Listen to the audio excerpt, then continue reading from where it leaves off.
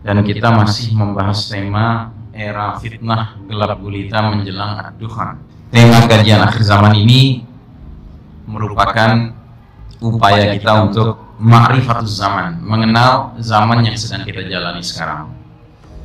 Dan acuan kita adalah hadis riwayat Muslim, di mana Nabi Muhammad SAW bersabda, "Badiru bil a'mali fitanan kaqita'il lailil muslim." Bersegeralah kalian beramal sebelum datangnya fitnah yang banyak sekali, laksana malam yang gelap gulita.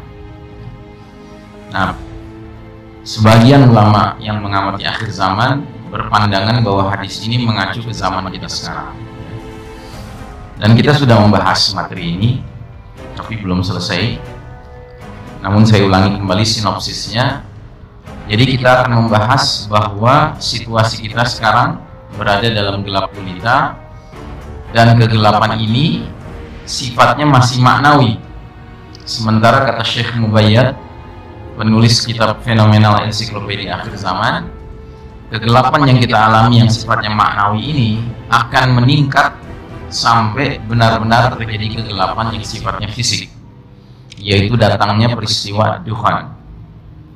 Sedangkan ad-dukhan itu, kata Allah Ta'ala dalam surat ad-dukhan, merupakan azabun alim, azab yang pedih.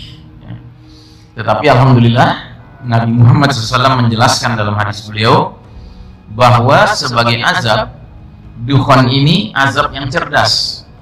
Dia membedakan antara apa yang dialami oleh orang beriman sebagai dampak terpapar dukhan dengan orang kafir serta munafik yang terpapar dukhan. Kira-kira Nabi mengatakan bahwa bagi orang beriman ketika dia terpapar kabut asap dukhan ini, dia mengalami zukmah. Zukmah itu flu atau pilek. Tetapi orang-orang kafir dan orang munafik, badan mereka membengkak sampai keluar cairan-cairan dari lubang telinga, lubang tubuh lain-lainnya, lubang telinga, lubang mulut, lubang hidung, lubang duburnya. Jadi azab itu bagi kaum munafikun dan kaum kafirun. Tapi bagi orang beriman, dia menimbulkan masalah tapi tidak sampai menimbulkan masalah yang berat. Nah, karenanya kita bersangka baik kepada Allah Ta'ala bahwa justru ketika dukhan datang dengan segala ikutannya, itu merupakan tanda awal bahwa Allah Ta'ala akan mendatangkan nasrun min indillah, pertolongan dari Allah Ta'ala. Allah akan memberlakukan kembali sunnatullahnya, yaitu sunnah tadawul, sunnah pergiliran, yang mana giliran orang-orang kafir yang selama ini memimpin dunia, Allah cabut haknya, digantikan dengan orang beriman. Karena orang kafir telah diberikan kesempatan memimpin, ternyata yang mereka timbulkan hanya kegelapan dan kezaliman di muka bumi. Baik, kita sudah membahas slide demi slide, kita sudah membahas bahwa umat Islam sedang menjalani babak paling kelam dalam sejarahnya, dan inilah babak keempat dari 5 periode sejarah umat Islam yang disebutkan oleh Nabi dalam hadis riwayat Ahmad ini, yang mana kita sekarang di babak keempat, babak yang kata Nabi merupakan babak mulkan jabriyah, para penguasa yang memaksakan kehendak mereka. Karenanya babak ini belum lama kita alami, kita baru memasuki babak keempat tahun 1342 Hijriah atau 1924 Masehi, belum ada 100 tahun yang lalu. Tapi karena kita semua yang hadir di sini pastinya di bawah usia 99 tahun, berarti kita semua adalah produk babak keempat. Dan kalau kita jujur mengingat masa remaja kita, barangkali masa kecil kita, saat-saat kita mulai sadar tentang problem kemasyarakatan, problem sosial politik, ya, kita rasanya tidak pernah puas dengan pemimpin yang ada. Mengapa itu? Karena Nabi sudah katakan, inilah babak di mana para pemimpinnya disebut oleh Nabi sebagai mulkan jabriyah, penguasa-penguasa yang memaksakan kehendak mereka. Dan kalau dikatakan memaksakan kehendak mereka, berarti mengabaikan kehendak Allah dan Rasulnya. Dan sepanjang sejarah umat Islam yang terdiri dari 5 babak ini, Allah Ta'ala memperlihatkan sunnatullah yang berlaku. Apa itu? Sunnatut tadawul, sunnah pergiliran. Allah berfirman, "Wa tilkal ayyamu nudawiluha bainan nas." Demikianlah hari demi hari masa kemenangan dan kekalahan, kejayaan dan keruntuhan kami pergilirkan di antara umat manusia agar mereka bisa mengambil pelajaran. Sehingga kalau kita lihat sampai sejauh ini, sampai babak keempat, kita telah mengalami babak demi babak dan kita lihat naik turunnya kondisi umat Islam. Ini ada garis merah, kami ingatkan kembali, ini bukan garis kemiskinan, ini garis batas kejayaan. Dari 5 babak sejarah umat Islam, Masya Allah, lebih banyak kita berada di atas garis putih, Pak. Di babak pertama kita di atas garis putih, di babak kedua kita di atas garis putih, di babak ketiga kita juga di atas garis putih. Walaupun makin lama makin turun kualitasnya, sehingga masuk babak keempat kita benar-benar berada di bawah garis merah. Ya. Nah, di babak pertama bagian awal Nabi Muhammad SAW juga mengalami babak di bawah garis merah, yaitu ketika masih di Mekah. Kita tahu di Mekah yang berkuasa adalah kaum musyrikin, dan Nabi serta para sahabat mengalami penderitaan yang dahsyat sekali ketika di Mekah. Mirip seperti penderitaan umat Islam hari ini, hanya saja bedanya beda skala. Dulu skalanya skala Mekah atau paling jauh skala Jazirah Arab. Hari ini skalanya skala dunia. Karenanya nanti juga azab yang datang dari Allah juga skalanya skala dunia. Dukhon itu bukan dukhon yang cuma meliputi Sumatera Kalimantan, enggak. Ini katakanlah simulasi awal saja, Pak, supaya kita bisa merasakan dahsyatnya asap kalau sudah menutupi kehidupan kita. Apalagi kalau dia menutupi seluruh wilayah timur dan barat, sebagaimana kata Nabi dalam hadis beliau. Ya. Nah, jadi saudaraku rahimakumullah, babak demi babak kita lalui dan kita lihat naik turunnya umat seperti ini. Ya. Dan justru kita melewati garis merah, pindah babak dari babak ketiga ke babak keempat, ketika umat Islam luas wilayah kepemimpinan di dunianya justru pada posisi yang tertinggi, yaitu ketika Kesultanan Utsmani Turki yang sedang memimpin umat Islam. Ya. Wilayahnya membentang dari Maroko di Afrika Barat sampai Maluku di Indonesia Timur, dari Rusia di utara sampai ke Pulau Madagaskar di Afrika Selatan. Tidak ada tandingannya, belum pernah ada imperium kerajaan manapun seluas ini wilayahnya. Ada kerajaan yang pernah luas mirip ini tapi tidak seluas ini, yaitu kerajaan Mongolia, tapi tidak seluas ini. Nah, justru ketika umat Islam sedang mencapai puncak keluasan wilayahnya yang dia pimpin, Allah Ta'ala memberlakukan surat Ali Imran 140 tadi. Kalau cabut hak kepemimpinan dunia dari tangan Islam dan umat Islam, kemudian Allah serahkan ke pihak lain, yaitu pihak Barat, Eropa, Amerika, yang tidak lain adalah kaum Yahudi Nasrani. Dan ini Nabi sudah ingatkan 15 abad yang lalu dalam hadis lubang biawak. Ya, kalau Anda masih ingat, kata Nabi bahwa kalian nanti akan mengekor kepada bangsa-bangsa terdahulu, sejengkal demi sejengkal, sehasta demi sehasta, sehingga sekiranya mereka masuk lubang biawak sekalipun, kalian terus mengikuti mereka. Seorang bertanya, ya Rasulullah, apakah itu kaum Yahudi Nasrani? Kata Nabi, faman, who else? Siapa lagi kalau bukan mereka? Dulu para sahabat mendengar hadis ini tentu tercengang. Mereka tidak bisa membayangkan. Kenapa? Karena mereka tidak mengalami. Malah sebaliknya, mereka mengalami ketika memimpin di Madinah, orang-orang Yahudi Nasrani tunduk kepada umat Islam. Sebuah keadaan yang justru kita sekarang bingung, kok bisa ya dulu Yahudi Nasrani tunduk sama umat Islam? Ya, sekarang kita bingung akan hal itu karena kita tidak mengalami. Justru yang kita alami adalah sejak kita lahir, Baratlah yang memimpin dunia ini. Nah, jadi saudaraku rahimakumullah, Barat ini mempunyai karakter seperti bangsa Rum. Dan memang ini Rum, cuma bedanya dulu Romawi klasik, sekarang Romawi modern. Tapi inti ideologinya sama. Mereka hanya paham perkara yang zahir, yang material dari kehidupan dunia. Sedangkan akhirat mereka lalai. Maka paham mereka adalah paham materialisme, paham sekularisme. Ya, sekuler itu artinya dunia, Pak. Nah, akibatnya umat manusia tidak lagi hidup di bawah naungan sistem iman tauhid yang lurus dan penuh keberkahan. Tetapi mulailah umat Islam, umat manusia maksudnya, hidup di bawah naungan sistem kafir syirik. Ya, sudah barang tentu. Kenapa? Karena yang memimpin dunia orang kafir, Pak. Tidak mungkin orang kafir mau meneruskan warisan sistem iman tauhid yang kita telah tanamkan, yang telah kita contohkan selama 1342 tahun. Ingat, Pak, sejarah umat Islam itu bukan sejarah main-main, Pak. Kita ini sejarah kepemimpinan. Ya, maka kalau umat Islam tidak memiliki mental kepemimpinan, itu tandanya ada masalah dalam dirinya. Bahwa kita sekarang sedang tidak memimpin itu lain perkara, Pak. Tapi seharusnya kita menyadari bahwa sejarah kita bukan sejarah bangsa pengekor kita ini bangsa pemimpin, Pak. Ya, 1342 tahun kita memimpin umat manusia. Baru 100 tahun Barat kafir Yahudi Nasrani ini memimpin kita. Tapi kita lihat kerusakan yang mereka timbulkan dahsyat sekali. Nah, jadi saudaraku rahimakumullah, selanjutnya Nabi juga memperingatkan bahwa sekalipun kalian sudah berada pada posisi di atas, bisa saja Islam itu kemudian terurai kembali, terlepas kembali. Dan bagaimana urut-urutan lepasnya Nabi sebutkan dalam hadis ya, yang kita lihat di layar sekarang ini. Sungguh ikatan Islam akan terlepas simpul demi simpul. Bila satu simpul lepas, manusia bergelayutan pada simpul berikutnya. Dan simpul yang paling awal bakal lepas adalah simpul hukum, dan yang paling akhir adalah simpul sholat. Karenanya musuh-musuh Islam itu sangat tidak ingin umat Islam itu berpikir menegakkan hukum Allah Ta'ala, hukum Islam. Kenapa? Karena itu simpul yang paling mengikat kita, Pak. Ya. Makanya hari ini bahkan Muslim sendiri yang mengatakan bahwa sudahlah kita nggak usah berpikir menegakkan hukum Allah. Ya. Manusia juga cerdas zaman sekarang. Kita bisa bikin rumusan hukum menurut manusia. Ya. Padahal Allah menawarkan hanya dua pilihan dalam surat Al-Maidah ayat 50. Apa hukmal jahiliyyati yabghun wa man ahsanu minallahi hukman liqaumin yuqinun. Apakah hukum jahiliyah yang manusia kehendaki, dan hukum siapakah yang lebih baik daripada hukum Allah bagi kaum yang yakin.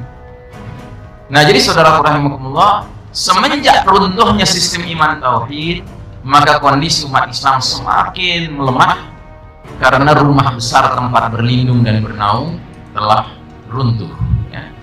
Komitmen terhadap dinul Islam semakin luntur.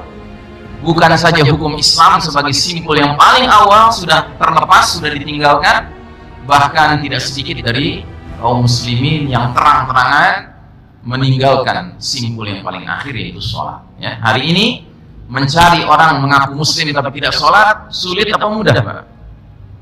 Mudah sekali. Ya. Nah, jadi saudara rahimakumullah, begitu sistem iman tauhid yang merupakan rumah besar tempat berlindung umat Islam runtuh, maka kaum kafir Yahudi dan Nasrani leluasa melancarkan program yang namanya Ghazwul Fikri. Ghazwu artinya perang, Fikri artinya pemikiran. Orang Barat menyebutnya the battle of minds and hearts, pertarungan memperebutkan hati dan pikiran manusia. Jadi apa yang dilakukan? Mereka menggunakan semua sarana dan prasarana mereka, khususnya di bidang komunikasi dan informasi, untuk menyesatkan cara berpikir umat Islam khususnya. Kenapa? Karena cuma umat Islam lah yang masih memiliki satu-satunya jalan hidup yang benar yang bisa menjadi penghalang mereka. Sistem kafir syirik ini cuma satu penghalangnya, yaitu dinullah al-Islam. Dan Allah sudah nyatakan di dalam surat Al-Maidah ayat 3, Al-yawma ya'isal ladina kafaru min dinikum fala takhshawhum wakhshawun. Pada hari ini telah berputus asa orang-orang kafir mengalahkan agama kalian. Maka jangan takut pada mereka, takut kepadaku, kata Allah Ta'ala. Nah, jadi saudaraku rahimakumullah, Ghazwul Fikri ini dilancarkan untuk membuat umat Islam mengikuti way of life mereka, jalan hidup mereka, sambil memastikan umat Islam benar-benar meninggalkan Islam sebagai petunjuk hidup. Mereka pastikan umat Islam tidak lagi berpikir perlunya menegakkan sistem iman tauhid. Di negeri ini, Pak, tidak perlu orang kafir lagi yang teriak-teriak nggak perlu menegakkan khilafah. Bahkan Muslim hari ini yang teriak di negeri ini. Orang kafirnya ongkang-ongkang kaki, Pak. Padahal itu keniscayaan sejarah, Pak. 1342 tahun kita hidup di bawah naungan rumah yang IMB-nya dari Allah Ta'ala, izin mendirikan bangunannya. SK nomor berapa? 230, Al-Baqarah ayat 30. Inni ja'ilun fil ardi khalifah. Aku punya rencana menetapkan khalifah di muka bumi ini. Makanya sepanjang sejarah, khalifah cuma ada dua, Pak. Khalifah yang amanah dan khalifah yang khianat. Khalifah juga cuman khianat. Yang amanah adalah yang menegakkan aturan dan hukum Allah. Yang khianat adalah yang mencampakkan aturan dan hukum Allah dan bikin aneka hukum dan aturan bikinan manusia. Itu namanya khalifah yang khianat, Pak. Siapapun dia. Makanya Ibnu Taimiyah rahimahullah ketika Mongolia masuk menyerbu ibu kota kita, Pak, waktu itu ibu kota khilafah adalah Baghdad. Mereka bantai kaum muslimin, menurut satu riwayat sampai 200.000 orang tewas. Menurut riwayat yang lain 400.000 orang tewas. Sehingga sungai Yufrat menjadi merah warnanya, darah umat Islam. Tapi bukan hanya merah, hitam juga. Karena apa? Dari berbagai perpustakaan di Baghdad itu, buku-buku, kitab-kitab klasik itu dilempar ke dalam sungai Yufrat sehingga menjadi hitam tinta. Ya. Kemudian beberapa tahun umat Islam tidak memiliki kepemimpinan. Beberapa tahun saja. Karena apa? Setelah Mongol berkuasa di Baghdad, berinteraksi dengan umat Islam yang merupakan rakyatnya, mereka dapat hidayah, memeluk Islam, menjadi Muslim. Ya. Tetapi Imam Ibnu Taimiyah yang waktu itu hidup tidak mencabut fatwa berjihad melawan penguasa Mongol itu. Aneh kan? Ya kan? Mestinya dibilang Imam Ibnu Taimiyah itu khawarij mestinya. Tapi kenapa tidak dibilang begitu? Karena si penguasa Mongol yang sudah Muslim ini mencari ulama yang bisa dibujuk untuk membujuk Ibnu Taimiyah. Dapatlah beberapa ulama dari Yaman, Pak. Dibujuk mereka untuk membujuk Ibnu Taimiyah agar mencabut fatwa jihad karena sudah masuk Islam. Datanglah mereka kepada Imam Ibnu Taimiyah. Mereka bilang, "Wahai Imam, kenapa engkau tetap mengeluarkan fatwa berjihad melawan penguasa Mongol yang sudah masuk Islam?" Kata Ibnu Taimiyah, "Jawab dulu pertanyaan saya." Oh, sebelum itu si ulama-ulama Yaman ini mengatakan, sedangkan dulu Imam Ahmad bin Hanbal ketika Khalifah Ma'mun memenjarakan dia, mencambuk dia, menyiksa dia, ya kan? Dia tidak mengeluarkan fatwa kepada umat untuk berjihad melawan khalifah. Ingat itu, Pak, itu sejarah, Pak. Itu sejarah. Kenapa Khalifah Ma'mun begitu kepada Imam Ahmad? Karena Khalifah Ma'mun sudah terpengaruh pikiran Mu'tazilah. Mu'tazilah itu kalau hari ini jil lah kira-kira. Ya kan? Sehingga dia memerintahkan Imam Ahmad keluarkan fatwa pesanan dia bahwasanya Al-Quran itu makhluk. Itu fahamnya Mu'tazilah. Imam Ahmad gak mau. Dia tetap konsisten dengan paham Ahlus Sunnah wal Jamaah. Al-Quran kalamullah. Dipenjara, dipecut, dicambuk, disiksa. Nggak ada perlawanan, nggak ada mengajak umat melawan. Jadi kata ulama-ulama Yaman ini, kenapa dulu Imam Ahmad sudah sampai dicambuk, ya kan? Dia tidak mengeluarkan fatwa jihad, ya kan? Terus kata Ibnu Taimiyah, jawab dulu pertanyaan saya. Khalifah Ma'mun, pernahkah dia merubah hukum dari hukum Quran dan Sunnah? Pernahkah dia merubah? Tidak pernah, ya kan? Pernahkah dia mengarahkan untuk membuat aturan baru, hukum baru selain Quran dan Sunnah? Tidak pernah. Nah, ketahuilah, penguasa Mongol ini walaupun sudah masuk Islam, dia memperkenalkan sebuah kitab namanya Ilyasa. Kitab apa itu? Kitab peraturan pemerintahan yang isinya gado-gado. Islam ada, Kristen ada, Yahudi ada, Mongol juga ada, adat Mongol. Kita perangi demi Allah. Jadi saudaraku rahimakumullah, fahamilah bahwa hakikat kepemimpinan adalah kita mentaati orang yang hanya mentaati Allah dan Rasulnya. Bahwa orang itu punya problem-problem pribadi, itu urusan lain, Pak. Ya, Imam Ahmad ketika itu memandang Khalifah Ma'mun, dia punya kezaliman pribadi, tapi bukan kezaliman yang sampai menular kepada seluruh pemerintahan yang dia pimpin. Dia tetap menjunjung tinggi dua sumber utama ajaran Islam, Kitabullah dan Sunnah. Sesuai dengan ayat yang menyatakan, "Fa in tanaza'tum fi syai'in farudduhu ila Allahi war Rasuli in kuntum tu'minuna billahi wal yawmil akhir." Silahkan dicatat surat An-Nisa ayat 59, ayat gacoan tafsir tentang kepemimpinan dalam Islam. Ya. Jadi intinya di ayat itu mengatakan, hai orang-orang beriman, taatilah Allah dan taatilah Rasul dan para pemimpin di antara kalian. Dan jika kalian berselisih pendapat tentang satu perkara, kembalikan kepada Allah dan Rasulnya. Ibnu Katsir mengatakan kembali pada Allah dan Rasulnya maknanya kembali pada Kitabullah dan Sunnah. Jika kalian benar-benar iman kepada Allah dan hari akhir. Jadi ulil amri di dalam Islam, urusannya bukan sekedar punya pemimpin yang mengucapkan dua kalimat syahadat, tidak.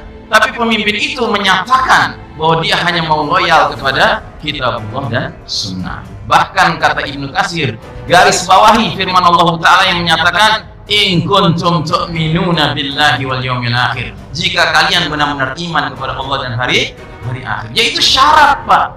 Syarat masyarakat menjadi masyarakat beriman, bahwa baik pemimpinnya maupun masyarakatnya sepakat. Hanya Quran dan Sunnah tempat kita merujuk berbagai perselisihan di antara kita. Nah, jadi saudara rahimahumullah, Yahudi Nasrani tidak senang kalau kita menjadikan Islam sebagai jalan hidup. Sehingga Allah Ta'ala menurunkan ayat mulia ini, walan tarda ankal yahud walan nasara hatta tattabi'a millatahum. Sekali-kali Yahudi dan Nasrani nggak akan rela, nggak akan senang sama kamu Muhammad, yang berarti juga sama umatmu Muhammad, sebelum kamu dan umatmu mengikuti millah mereka. Asy-Syaukani menerjemahkan millah sebagai minhajul hayat, jalan hidup, bukan agama.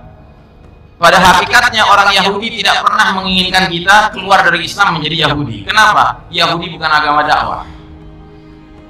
Nasrani pun demikian. Mereka ingin kita dimurtadkan, dikristenkan, tapi itu bukan sasaran utama, Pak. Bukan sasaran akhir. Sasaran akhirnya adalah mengajak kita meninggalkan Islamic way of life and follow their way of life, dan mengikuti jalan hidup mereka. Itu intinya sebenarnya. Maka Allah tegaskan, kul inna hudallahi wal huda. Katakanlah, hanya petunjuk Allah itulah petunjuk yang sebenarnya, bukan petunjuk Barat, bukan petunjuk Yahudi Nasrani. Makanya Allah sampai mengeluarkan ultimatum. فإن تنازعت ولئن اتبعت أهواءهم بعد الذي جاءك من العلم ما لك من الله من ولي ولا نصير. Dan jika kamu Muhammad dan umatmu Muhammad masih saja mengikuti keinginan Yahudi Nasrani setelah nyata benar ilmu yang sampai kepada kamu dan umatmu, tidak akan ada perlindungan dan pertolongan dari Allah Ta'ala. Jadi kita tidak perlu bertanya lagi kenapa dunia Islam hari ini seperti nggak ditolong dan dilindungi Allah Ta'ala. Jawabannya ada pada kita sendiri, Pak. Seberapa jauh kita mau berpegang teguh, wala, loyal kepada petunjuk Allah semata, dan meninggalkan, berlepas diri dari jalan hidup kaum Yahudi Nasrani. Mau sampai kapan, Pak, kita terus-menerus menipu diri sendiri dengan menganggap bahwa sistem yang dibangun Yahudi Nasrani ini akan membawa kebaikan kepada Islam dan umat Islam? Mustahil. Allah sudah bilang maunya mereka bukan itu, maunya mereka kita meninggalkan cara jalan hidup kita. Nah, jadi saudara rahimahumullah, cukuplah sekian triliun pakai kerdus, sakit hati, ya kan? Cukuplah mestinya, ya kan? Taubatlah, ya. Enough is enough. Mari kita kembali hanya kepada jalan Allah. Dan tidak pakai embel-embel ini itu, Pak, enggak. Murni kembali pada Quran dan Sunnah. Ya. Nah, jadi saudara rahimakumullah, Allah sampai menyatakan apa saja nikmat yang kalian rasakan hakikatnya datang dari Allah. Tapi bencana yang menimpa kalian hakikatnya dari diri kalian sendiri. Kita bilang dalam sholat kita, ghairil maghdubi alaihim waladdallin. Jangan masukkan kami ke dalam golongan yang kau murkai, yaitu Yahudi, dan jangan masukkan kami dalam golongan yang kau sesatkan, yaitu Nasrani. Tapi di luar sholat ngekor sama Yahudi Nasrani. Ideologi cocok sama ideologi mereka. Pisahkan negara dengan agama, sekularisme. Politik ngambil kaidah politik mereka, kedaulatan di tangan selain Allah. Sejak kapan umat Islam beranggapan selain Allah berdaulat di muka bumi? Bismillahirrahmanirrahim. Rindu surga.